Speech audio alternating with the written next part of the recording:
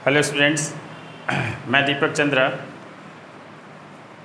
इसके पहले कि मैं कुछ बताऊं, आपको जानकर खुशी होगी कि चंद्रा क्लासेज यूट्यूब फैमिली से कल विगत 24 घंटों में लगभग 25 नए व्यूअर्स जुड़े हैं जो सब्सक्राइबर हैं।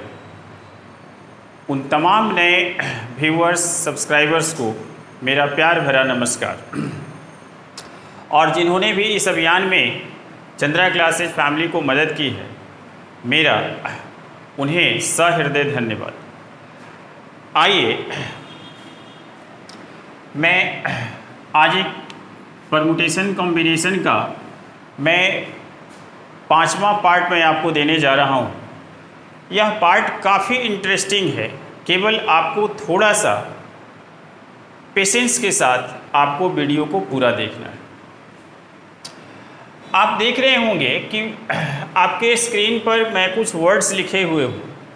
ये सारे वर्ड्स से संबंधित क्वेश्चंस आपके एग्जाम में आते हैं, आए भी, ठीक है। लेकिन इसके पहले कि हम लोग इन सवालों पर जाएं, आपको थोड़ा सा मैं परमुटेशन कॉम्बिनेशन के बारे में मैं बेसिक देना चाहता हूँ।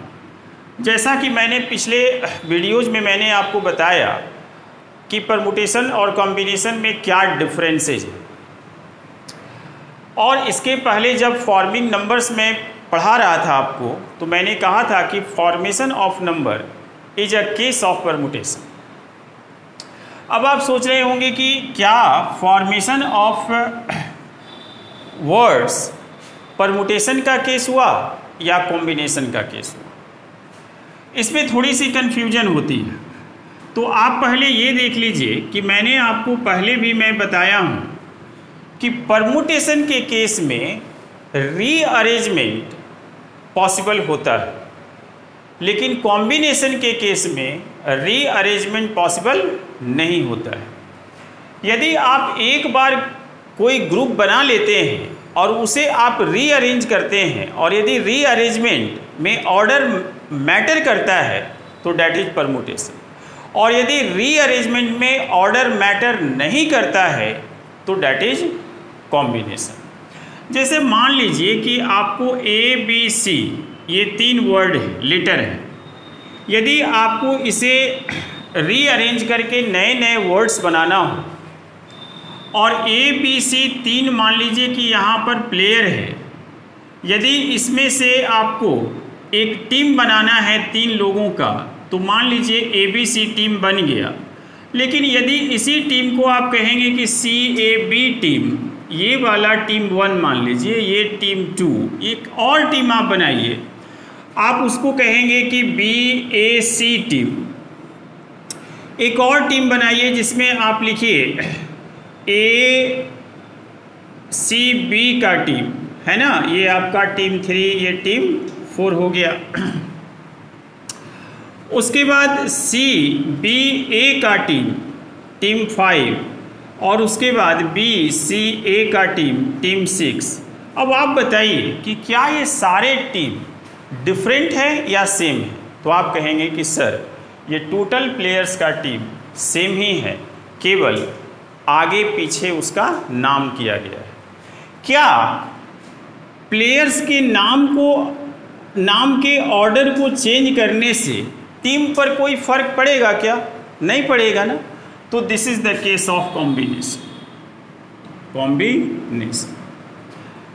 लेकिन यदि आपको ए बी सी 3 लेटर्स हों, और यदि इसे रीअरेंज करके वर्ड्स बनाने हों नए नए, आइदर मीनिंगफुल और मीनिंगलेस, डजंट मैटर, आपको सिर्फ वर्ड्स बनाने के लिए कहा गया है। तो यही चीज़ यदि मैं बनाऊं, जैसे मान लीजिए कि पहला यह वर्ड, दूसरा वर्ड मान लीजिए कि आपका सी ए बी, तीसरा वर्ड आपका बी ए सी, चौथा वर्ड ए सी बी, 5वां वर्ड आपका सी बी ए, और 6ठा वर्ड आपका बी सी ए। तो इस अवस्था में ये जितने भी वर्ड्स आपके बने, all are different. We are considering all are different words, okay. तो इस केस में ये जो आपका एग्जाम्पल हुआ ये आपका कॉपी या परम्यूटेशन का एग्जाम्पल है। अब आप बात को समझ रहे हो? ठीक।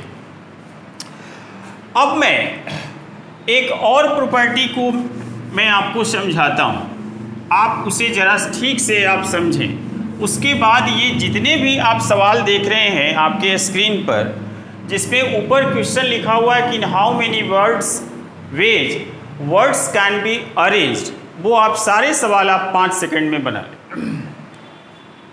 देखिए NPR का मैंने फॉर्मूला बताया है कि फैक्टोरियल n बटा फैक्टोरियल n माइनस r। लेकिन तब क्या होगा जब n और r दोनों सेम हो जाए? What happens now? जैसे मान लीजिए कि NPN ही यहाँ, मतलब जितना आपका टोटल आइटम्स है उन सभी को सिलेक्ट करके आपको नए ग्रुप्स को बनाना है। तो इस अवस्था में आप देखेंगे कि factorial n upon factorial n minus n, तो फैक्टोरियल n अपॉन फैक्टोरियल 0, और मैंने प्रीवियस लेक्चर में मैंने आपको पढ़ाया है कि फैक्टोरियल 0 1 होता है, इसलिए इसका आंसर हो जाएगा फैक्टोरियल n। इसका मतलब ये हुआ मेरे प्यारे बच्चों कि यदि टोटल नंबर और सिलेक्टेड नंबर्स सेम हो तो उसका आंसर हो जाएगा फैक्टोरियल n। आपको फॉर्मूला में जाने की ज़रूरत नहीं है। Is this clear? मैं आपको समझा पा रहा हूँ? आपको कहीं भी कोई भी दिक्कत यदि रह जाती है, वैसे मेरी कोशिश रहती है कि मैं आपके साथ ना हूँ, मैं आपके साथ इनडायरेक्टली हूँ। मेरी हर वीडियो को आप देखेंगे तो मेरी ये कोशिश रहती है कि मैं आपको ऑफलाइन से बेहतर ढंग से मैं आपको समझा सकूं, ताकि आपको किसी प्रकार का डाउट ना रहे। तो अब ये मैटर बिल्कुल क्लियर हो गया कि आपका नंबर, टोटल नंबर और सिलेक्टेड नंबर यदि सेम होगा तो NPR का मतलब हो गया कि फैक्टोरियल n हो गया। ठीक है। अब मान लीजिए कि मैं पहला सवाल लेता हूँ, ठीक है, और पहला सवाल का मैं आंसर बिना देखे मैं लिख सकता हूँ कि 3 × 2 दैट इज 6। मैं इसका आंसर मैं लिख सकता हूँ कि 24। मैं इसका भी आंसर लिख सकता हूँ 120। मैं इसका भी आंसर लिख सकता हूँ 720। ठीक है। आप सोच रहे होंगे कि सर इन सारे सवालों का आंसर याद कर लिया। आप सही सोच रहे हैं। आप यदि ऐसा सोच रहे हैं तो आप बिल्कुल गलत नहीं। मुझे आंसर याद है, लेकिन काश यही चीज़ यदि आपके साथ हो जाए तो आपका जीवन और कैरियर दोनों बन जाए। ठीक है। बस आप मेरी बात में जो आप समझाने जा रहा हूँ आप उसे केवल ध्यान से आप सुनिए। देखिए, पेन शब्द के अक्षरों को कितने प्रकार से सजाया जा सकता है। आप इसमें एक चीज़ आप ये देख लीजिए कि ये जो मैंने 2 पार्ट में मेरा एग्जाम्पल है, एक पार्ट में जो ये एग्जाम्पल है इसमें आपका नो रिपीटेशन है। नो रिपीटेशन का मतलब मैं ये कहना चाह रहा हूँ कि इसमें लेटर का रिपीटेशन नहीं है। There is no repetition of letter. और ये जो 2 एग्जाम्पल आपको दिख रहा है इसमें रिपीटेशन ऑफ लेटर्स है। ठीक है। ये दोनों डिफरेंट केस है। ठीक है। पहले मैं ऐसे वर्ड्स को मैं आपको ले रहा हूं जिसमें लेटर का रिपीटेशन नहीं है, उसके बाद में रिपीटेशन वाला भी मैं आपको बताऊं। ओके। लेकिन जैसा कि मैंने पहले कहा कि परमुटेशन कॉम्बिनेशन का कोई सवाल जो है वो 2 पार्ट में बनेगा, एक विदाउट रिपीटेशन के केस में और एक रिपीटेशन के केस में। तो ये जितने भी क्वेश्चंस आप देख रहे हैं इसमें आपका केस जो है ये विदाउट रिपीटेशन का है। मतलब कि आपको कोई भी एक वर्ड को, एक लेटर को आपको एक ही बार यूज़ करना है, उसे आपको रिपीट नहीं करना है। ठीक है। तो ये सारे जो मैं एग्जाम्पल बता रहा हूँ ये विदाउट रिपीटेशन के केस में बता रहा हूँ। है ना। मतलब आपके सवाल में स्पष्ट लिखा रहेगा कि in how many ways the letters of dance can be rearranged if there is no repetition allowed. Okay, तो हम लोग नो रिपीटेशन केस का बना रहे हैं। लेटर का रिपीटेशन वो अलग चीज़ है कि इसमें लेटर का रिपीटेशन नहीं हुआ है और इसमें लेटर का रिपीटेशन हुआ है ना। अब आप देखिए कि मैंने अभी जो आपको रिजल्ट बताया कि NPN का मतलब फैक्टोरियल n होता है।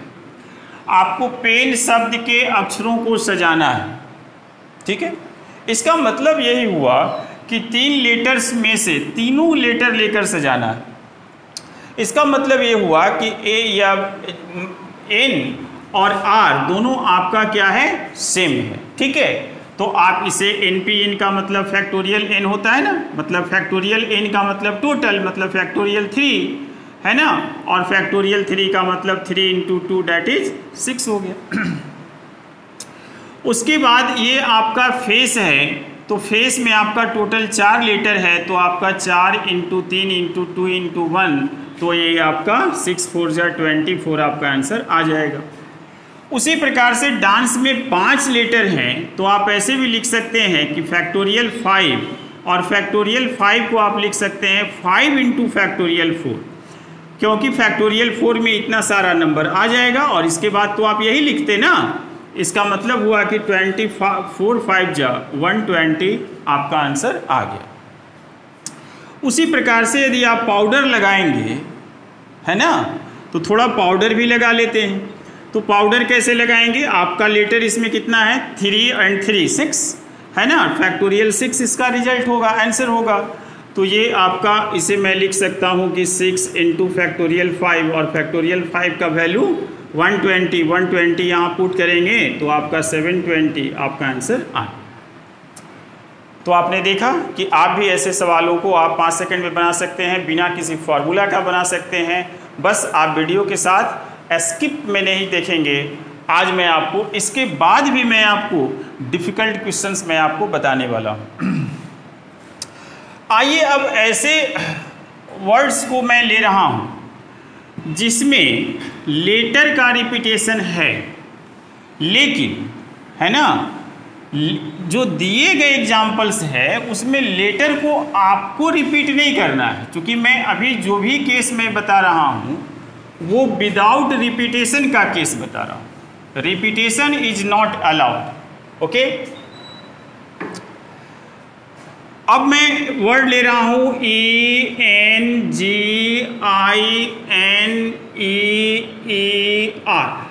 दिस इज इंजीनियर, है ना। जैसा कि प्रीवियस एग्जाम्पल्स में मैंने कहा कि पहले आप लेटर्स को काउंट कर लें, how many letters are there in the given words, है ना। तो ये आप काउंट करेंगे तो 1 2 3 4 5 6 7 8, तो ये आपका फैक्टोरियल 8 आपको ले लें, ठीक है। अब यहाँ पर आप क्या करेंगे कि आप ये देखेंगे कि इसमें रिपीटेशन किसका किसका हो रहा है। तो आप देख रहे हैं कि यहाँ पर E का रिपीटेशन 3 टाइम्स है, तो आप जिसका रिपीटेशन होगा उसका भी फैक्टोरियल लेना है, मतलब उसके नंबर्स का फैक्टोरियल लेना है। E का रिपीटेशन हो रहा है तो E कितनी बार हो रहा है उसका हम लोग फैक्टोरियल ले लेंगे। और कोई रिपीटेशन है, हाँ, तो आप देख रहे हैं कि यहाँ पर N का 2 टाइम्स आपका रिपीटेशन हुआ है, तो यदि आपका रिपीटेशन 2 डिजिट का होगा तो उसे 2 बार फैक्टोरियल से नीचे डिवाइड करना पड़ेगा और उसके बीच में आपको मल्टीप्लाई का साइन देना होगा। उसके बाद आप इसे सॉल्व कर लेंगे, है ना। चलिए मैं एक और वर्ड मैं आपको लेकर समझाने की कोशिश करता हूँ। जैसे वर्ड है आपका स्टैटिस्टिक्स, है ना, STATISTICS,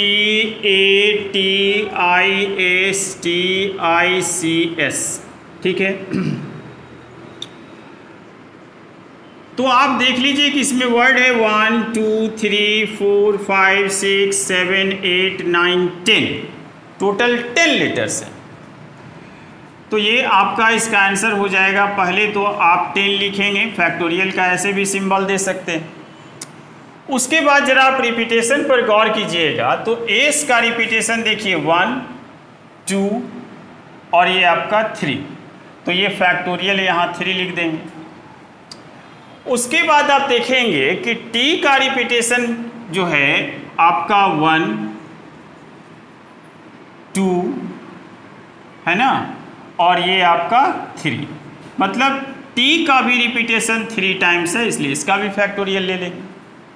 और कोई रिपीटेशन है तो आप कहेंगे कि यस, यहाँ पर आई का भी 2 टाइम्स रिपीटेशन, तो ये आपका फैक्टोरियल 2, यही आपका फाइनल आंसर हो जाएगा। इसे सिंप्लीफाई करना आपको मैंने बता चुका हूँ, ठीक है। अब मैं एक ऐसा भी एग्जाम्पल लेकर मैं आपको बता देता हूँ जिसमें मान लीजिए कि इन दोनों में 2-2 लेटर का रिपीटेशन था। यदि कोई एक ही लेटर का रिपीटेशन हो, जैसे मान लीजिए कि आपका क्लास, तो क्लास में टोटल 5 लेटर्स हैं, तो पहले हम लोग क्या करेंगे कि फैक्टोरियल 5 लिखेंगे। उसके बाद इसमें एस का 2 टाइम्स रिपीटेशन है, तो यहाँ पर मैं फैक्टोरियल 2 से डिवाइड कर दूंगा। क्योंकि एस का ही 2 टाइम्स रिपीटेशन है, अदर किसी लेटर का रिपीटेशन होता तो यहाँ पर इनटू में नंबर ऑफ रिपीटेशन उसका भी फैक्टोरियल लेते। तो ये आपका 5 × 4 × 3 और 2 फैक्टोरियल से 2 फैक्टोरियल कट जाएगा, आपका 60, ये आपका आंसर आ जाएगा। मेरे प्यारे बच्चों, आज जो आप सवाल पढ़ रहे हैं ये ऐसे सवाल हैं जो बैंक में भी पूछते हैं, एसएससी में भी पूछते हैं, रेलवे में भी आते हैं।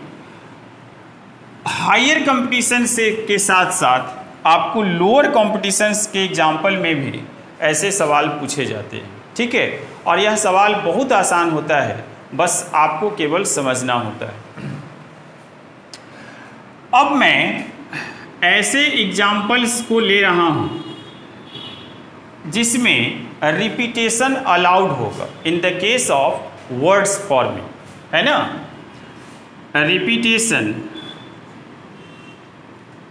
Repetition is allowed. यदि मान लीजिए कि आपके एग्जाम्पल में क्वेश्चन में ये दिया रहे कि रिपीटेशन इज अलाउड, है ना, पुनरावृत्ति की अनुमति है, तब आप क्या करें। चलिए मैं फिर से उसी एग्जाम्पल पर मैं आता हूँ। मैं यहाँ पर एक चार्ट के थ्रू मैं आपको समझाने की कोशिश करता हूँ। मैं यहाँ पर ले लेता हूँ वर्ड्स, ठीक है, और यहाँ पर मैं ले लेता हूँ रिपीटेशन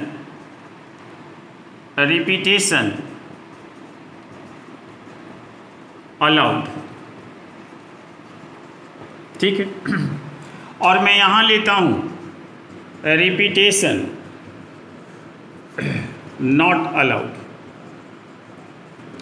तो आप इसे आसानी से आप समझ जाएंगे चार्ट के माध्यम से।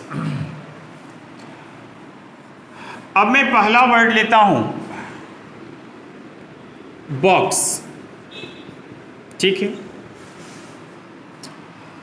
यदि रिपीटेशन अलाउड नहीं होता तो मैंने आपको कहा कि this is very easy question, आपको सिर्फ और सिर्फ इसमें लेटर काउंट करना है कि इसमें कितने लेटर्स हैं। तो ये आपके 3 लेटर्स हैं, तो आपका 3 फैक्टोरियल मतलब 6 आपका आंसर हो जाएगा, ठीक है।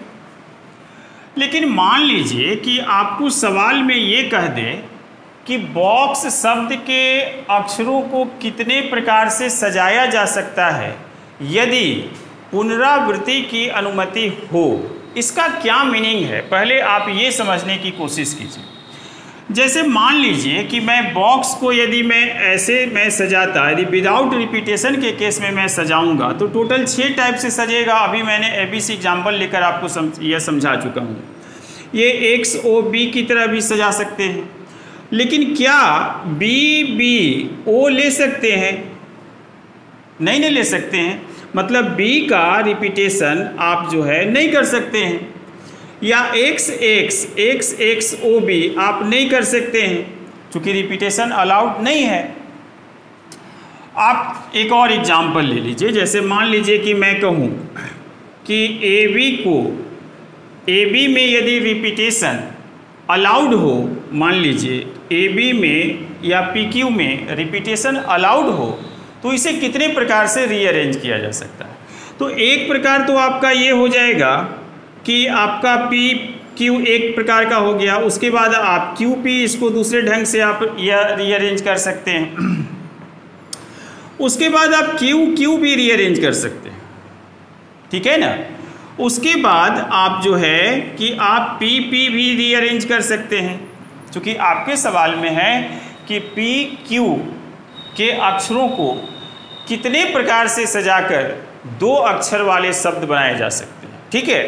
तो आप इस तरह से आप 2 टाइम्स आप रिपीट कर सकते हैं। तो ऐसे केस में यह देखिए कि आपका यहाँ पर जो टोटल नंबर ऑफ परमुटेशंस हुआ, ये हुआ आपका 4, ठीक है। ये 4 आया कहाँ से, जरा ये समझते हैं। देखिए ये इसमें वर्ड्स था आपका 2, ठीक है, और टोटल आपका रिपीटेशन, कोई लेटर को यदि आप रिपीट करेंगे तो चूंकि 2 लेटर्स का आपको वर्ड बनाना है तो उसे आप 2 ही बार करेंगे ना, 3 बार तो आप कर नहीं सकते हैं, क्योंकि 3 बार यदि आप करेंगे तो आपका 3 लेटर का वर्ड बन जाएगा। Is this clear? चलिए अब एग्जाम्पल पर आते हैं। तो आपको करना क्या है कि आपको ये देखना है कि how many letters are there. 3 letters है तो आप 3 यहाँ लिख दें, और आप ये देखिएगा कि ईच लेटर्स कितनी बार रिपीट कर सकता है। चूंकि आपको 3 लेटर्स को रीअरेंज करना है तो कोई भी लेटर 3 टाइम्स से रिपीट करेगा ना। इसका मतलब कि आपका इसका आंसर हो जाएगा 3 to the power 3, that is 27 आपका आंसर, ठीक। मतलब रिपीटेशन के केस में आपका नंबर ऑफ लेटर्स आपका बेस हो जाएगा और नंबर ऑफ रिपीटेशंस आपका पावर हो जाएगा। Is this clear? चलिए मैं एक और एग्जाम्पल लेता हूँ। मैं लेता हूँ बॉक्स के बाद मैं लेता हूँ फिर से वही एग्जाम्पल मैं ले रहा हूँ, फेस, FACE, ठीक है। यदि आप FAC को आप देखेंगे और यदि आपको यह इसमें रिपीटेशन अलाउड नहीं होता तो आपको मैं प्रीवियसली बता चुका हूँ कि सिंपल इसका आंसर हो जाता फैक्टोरियल 4, दैट इज 20, ठीक है। लेकिन यदि इसमें या रिपीटेशन अलाउड होता तो टोटल नंबर ऑफ लेटर्स आपका 4 है, और किसी भी लेटर्स को आप कितनी बार रिपीट कर सकते हैं? तो 4 लेटर को रीअरेंज करना है, मतलब आपको 4 लेटर्स का वर्ड बनाना है। तो आप किसी भी लेटर को आप मैक्सिमम 4 ही टाइम्स रिपीट कर सकते हैं ना। तो आपका आंसर हो जाएगा 4 to the power 4, that is 16, और 16 इंटू 16 दैट इज 256 आपका आंसर आ जाएगा। Is this clear? चलिए मैं एक और एग्जाम्पल में लेकर आपको इसको समझाने की कोशिश करता हूँ। थोड़ा फेस पर थोड़ा पाउडर भी लगा लेते हैं, क्या? POWDER, ठीक है। कितने लेटर्स हैं? 1 2 3 4 5 6। यदि रिपीटेशन अलाउड नहीं होता तो आपका सिंपल 6 फैक्टोरियल आंसर हो जाता। रिपीटेशन अलाउड हो जाएगा तो आपका टोटल 6 है, और 6 टाइम्स रिपीट करेगा तो ये आपका आंसर हो जाएगा, ठीक है। अब आपके मन में ये सवाल आ रहा होगा कि सर यदि मान लीजिए कि ये वर्ड्स में रिपीटेशन आ जाता, लेटर्स का रिपीटेशन आ जाता, तब क्या होता? ऐसा सवाल आ रहा है ना आपके दिमाग? बिल्कुल आएगा, है ना। मुझे मालूम रहता है कि आप क्या सोच रहे हैं, ठीक है। इसीलिए मैं आपको ये सवाल मुझसे करें इसके पहले मैं खुद सवाल आपको मैं कर देता हूँ, ताकि आपको सवाल मुझसे पूछने की ज़रूरत ना पड़े, है ना। बच्चों मैं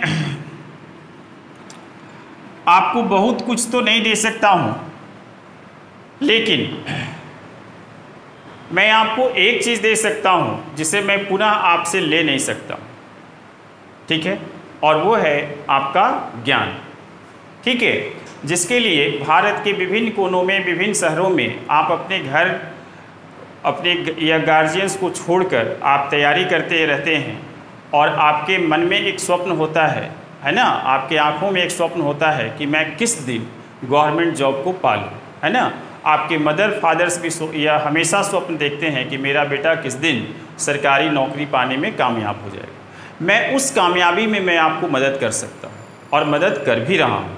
बस आपको वीडियो देखना है और सिर्फ मेरे लिए इतना ही करना है कि वीडियो देखने के बाद आपको अपने नज़दीकी लोगों को मैक्सिमम शेयर करना है और उन्हें रिक्वेस्ट करना है कि आप इसे सब्सक्राइब करके आप प्रतिदिन आप वीडियोस देखें। ओके, आइए मैं सवाल पर आता हूँ।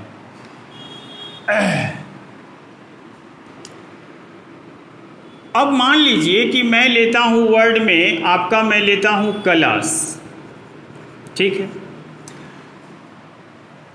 यदि रिपीटेशन अलाउड नहीं होता तब तो सिंपल क्वेश्चन है, फैक्टोरियल आपका कितना, फैक्टोरियल 5 अपॉन फैक्टोरियल 2 आपका आंसर हो जाएगा ना। लेकिन यदि रिपीटेशन यहाँ अलाउड हो जाए, यदि आपको ऐसा सवाल आ जाए कि क्लास शब्द के अक्षरों को कितने प्रकार से रीअरेंज किया जा सकता है यदि पुनरावृत्ति की अनुमति हो, तब मेरे प्यारे बच्चों आप क्या करेंगे कि जैसा कि मैंने पहले कहा, पहले एग्जाम्पल्स में हम लोगों ने देखा, बस उसी एग्जाम्पल्स को फॉलो करना है। आपका टोटल 5 लेटर्स हैं तो यहाँ 5 लिखेंगे और each letters can be repeated 5 times, क्योंकि आपको 5 लेटर को रीअरेंज करना है, मतलब 5 लेटर्स का आपको वर्ड बनाना है, तो आपका पावर 5 हो जाएगा। तो आप कहेंगे कि सर ये तो उसी सवाल हो गया, इसमें तो कोई डिफरेंस हुआ नहीं। होगा, अब होगा। उसके बाद आपको जो लेटर आपको रिपीट किया है बस उसके नंबर ऑफ रिपीटेशन से के फैक्टोरियल से आपको डिवाइड कर देना है। आप समझ रहे हैं?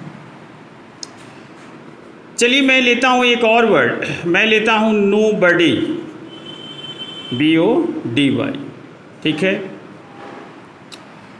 नोबडी का मतलब होता है कोई नहीं, नोबडी कैन डू इट, कोई इसे नहीं कर सकता। यदि आपका इस लेटर्स में यदि आपका रिपीटेशन अलाउ नहीं होता तो सिंपल क्वेश्चन होता 1 2 3 4 5 6, मतलब यहाँ लिखते फैक्टोरियल 6 और उसके बाद यहाँ O का रिपीटेशन आपका 2 टाइम्स हुआ है तो फैक्टोरियल 2, ये आपका आंसर हो जाता है। Is this clear? लेकिन यदि रिपीटेशन अलाउड हो जाएगा तो आपका 6 लेटर है तो पहले 6 लिख देंगे। कितने रिपीटेशंस होगा तो 6 लेटर्स को रीअरेंज करना है तो 6 टाइम्स रिपीट होगा। कितने से डिवाइड करना है तो आप समझ चुके हैं कि आपका O का 2 टाइम्स रिपीटेशन हुआ है, इसलिए फैक्टोरियल 2 से आपका डिवाइड हो जाएगा। कैलकुलेशन करना आपको मैंने लेक्चर 1, लेक्चर 2, लेक्चर 3 में मैंने आपको बताया है। मेरे प्यारे दोस्तों, जिस उमंग से, जिस उत्साह से, है ना, आपने कल मेरा सहयोग किया, मैं उम्मीद करता हूँ कि आज भी आप उसी उमंग, उसी उत्साह के साथ आप वीडियो देखेंगे और आप मेरी मदद करेंगे। बहुत बहुत आपका धन्यवाद for the best support. Thank you.